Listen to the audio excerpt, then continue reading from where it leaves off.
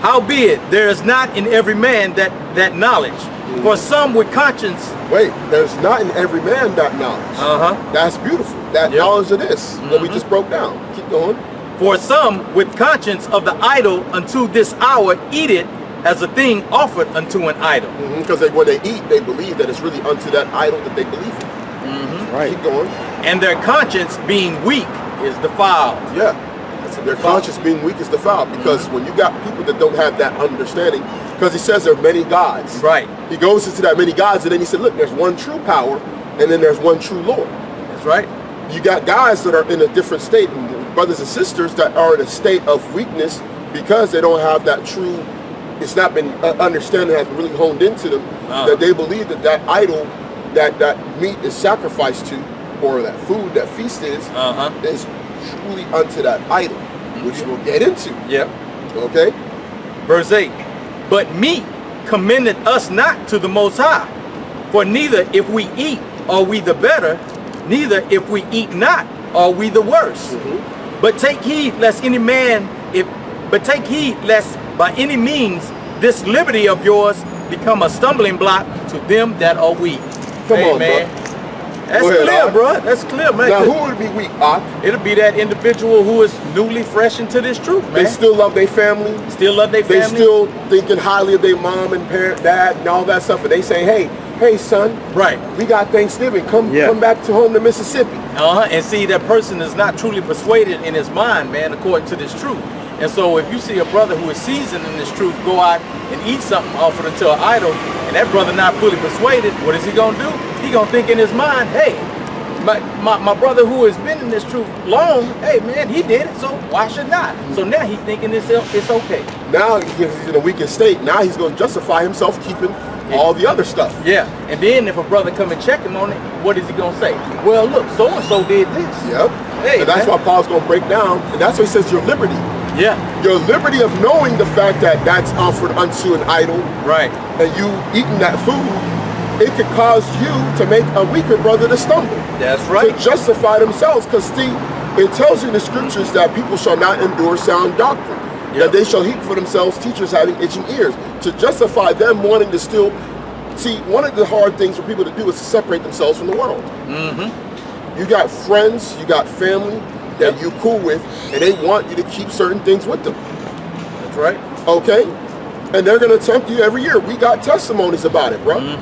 I myself, I have not kept a so-called holiday of America since 2003. That don't stop my parents, my siblings, my relatives from still trying to get in contact with me and make me celebrate it with me. Even when they know I don't keep that. And you brothers know it too, man. Your family catch amnesia every year, man, about this time, man. So keep going on. Verse 10. For if any man see thee, which has knowledge, sit at meat in the idol's temple, shall not the conscience of him which is weak be emboldened to eat those things which are offered to idols? That's what we just went into, man. And through thy knowledge shall the weak brother perish? For, go ahead. No, go ahead. And through thy knowledge shall the weak brother perish, for whom Mashiach died? That's the reason why when you do these lessons, we talked about it earlier. When we go and we decide to do lessons, we are very cognizant of the levels of the people that we're talking to. That's right. A lot of guys are not cognizant. When you got 4,000 guys, so 3,000, 4,000 guys subscribe to your channel, not us, but an example of somebody who does. Right. And you got people at all different levels watching your videos, and you're telling them it's okay to eat that food. You're now putting a stumbling block before you. That's right. Because you did not fully break it down the right way. And then with your knowledge, which goes back into the first verse, knowledge puffeth it up. You basically, with your puffed up knowledge, are trying to push him into your understanding at your level. And he's sinning. Right? And he's sinning at the same time. If you read further down, verse 12. But when ye sin so against the brethren and wound their weak conscience, ye sin against Mashiach. Come on, bro. Woo. Wherefore, if meat make thy brother to offend, I will eat no flesh while the world standeth, lest I make my brother to offend. So, what does that mean? Paul says, listen, I'm not even going to eat that. I ain't going to even eat it. I'm not even going to eat and partake in Thanksgiving. Because then you causing your brother to sin. Man. He's like, he said, while the world's still here, I'm out. So you know what the wise path to take is to be like, hey, they celebrating the Thanksgiving, get the hell up out of there, man. Don't partake of it at all. And these guys have knowledge of the whole Thanksgiving. Right. I was gonna put up the clip or whatever. It goes into the different idols and the different foods, and the different foods are for different idols. Yeah. Your pumpkin pie is for this idol. Your cranberry. Your stuffing, and all that stuff is for different idols that y'all celebrate. Right. That they're celebrating. And God's got knowledge of this. I'm telling brothers, look, this, be not over righteous. Be not over righteous. You're using them scriptures in the wrong term. Be not over righteous means don't, for example, you don't just let somebody, if somebody, let's say you're somewhere and somebody's disrespecting your wife, you don't just sit there and just say, you know what, we're gonna turn the other cheek. You're gonna probably say, listen, bro, that's my wife. You don't talk to her like that. Yeah, right. That's talking about being not over righteous. That's just an example. You know what I'm saying? But look, we're supposed to be, no, you get what I'm saying? You got to understand balance, man. But you got guys putting the be not over righteous and saying, go and eat the Thanksgiving. In the wrong context. And here it is, you're condemning all these different high holy days and wicked days, but you're going to go eat that stuff with the people that you're trying to convert. Right. Which we're going to get into. Yep. So is there more in that? No, that was it. So go to 1 Corinthians 10 and verse 27. This is 1 Corinthians 10 and 27. If any of them that believe not bid you to a feast. Which is what's a feast? A Thanksgiving is a feast. This is known. Thanksgiving is a feast, right? Keep going. And ye be disposed to go, whatsoever is set before you, eat, asking no question for conscience sake. Now peep this. Let's say you did not know that it was Thanksgiving. Let's say you're a foreigner. You don't know about Thanksgiving. Right. You come to Babylon, you get into the truth, right? Yep. You come to Babylon, but mind you haven't experienced Thanksgiving. Right. But you came from, let's say you came from Liberia or Ghana. You're a student, you're an international student. You go into U of H. You walk down here, and you come across and we preach you the gospel. You believe you're Israel. Now Thanksgiving roll around. We haven't even talked about it, right? Yeah. Now this guy gets invited by one of his friends that goes to college with, that he knows is in the world. Right. And that guy invites him to come over and to eat Thanksgiving with him. That's right. With him and his conscience not knowing that it's sacrificing to an idol. He's okay to eat. He's okay to eat, bro. Because he doesn't know about it. And he never even rebuked or talked about it with his friend. He don't know about it. He went because that idol is nothing. Like Paul said, right? Now go to verse 28. Verse 28. But if any man say unto you, this is offered in sacrifice unto idols, eat not for his sake that showed it, and for conscience sake, for the earth is the Lord's and the fullness thereof. Yeah, so now, if it's already knowledgeable, which like us, we're knowledgeable about the fact that this is a holiday for idols. One, it commemorates the killing of our people, primarily the North American Indians, okay? Right. The enslavement of the Southern Kingdom, okay? Yep. Because it became a holiday officially across the nation, I think in 1865 by Abraham Lincoln. And it was celebrated before that in different states to commemorate them taking over the land. The Edomites taking over the land. So they're commemorating something that is actually in the scripture. You got a precept? No, that was Go get me Micah chapter 2 and verse 2. This is Micah 2 and 2. And they coveted fields, and they take them by violence, and houses, and take them away. So they oppress a man and his house, even a man and his heritage. That's what they're celebrating. Yep, that's right. And they're celebrating that unto their idols. Okay, so they're doing that for that. So what's the reason for you to now? If you go back to 28, and let's read that again. 1 Corinthians 10 and 28. But if any man say unto you, 1 Corinthians 10 and 28. But if any man say unto you, this is offered in sacrifice unto idols, eat not for his sake that showed it, or for conscience sake.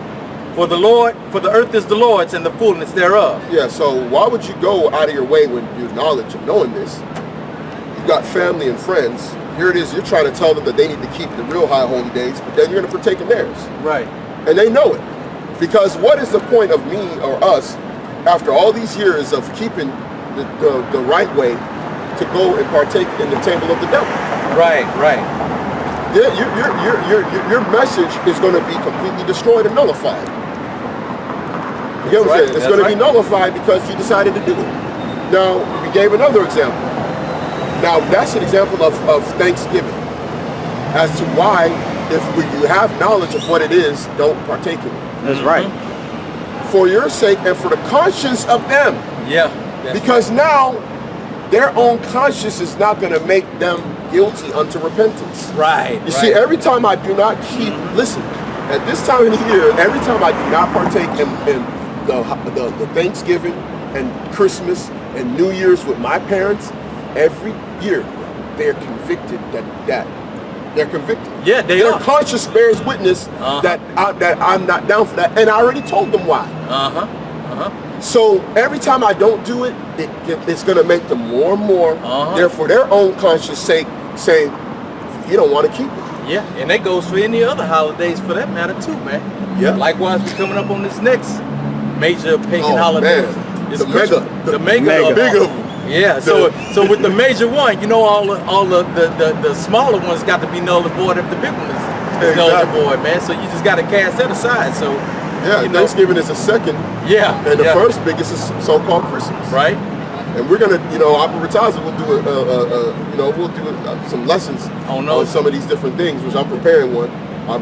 Most high willing, we'll be able to get some of that stuff out, as time goes on. Right. But that's what it's talking about, man.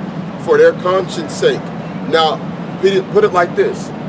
Now it goes back into first. You don't have to go back, but in 1 Corinthians 8, when you go into that time, in the city of Corinth, you had many temples of idols. Because Corinthians was the cross point from the old world going into Rome. Because they couldn't cross the seas below the sea. The Mediterranean Sea has very strong currents. So what they would do is they would actually come up and dock and come through Corinth, which is like there's an island, and the northern part of the island is Corinth, because it had calmer waters, and then they would sail through there to get to Rome. So what happened was you had a lot of temples of idols that were there at that time.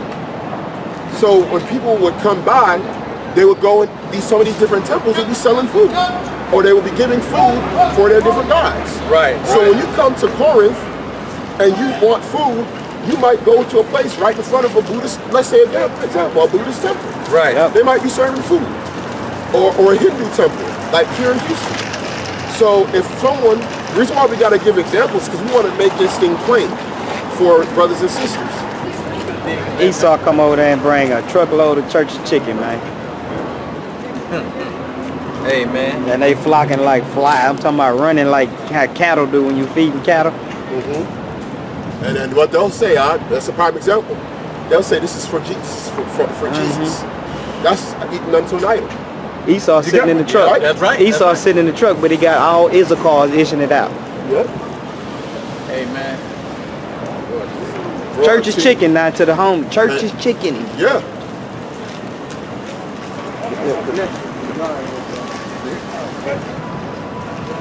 That's why they was here waiting, bro. Get their peace.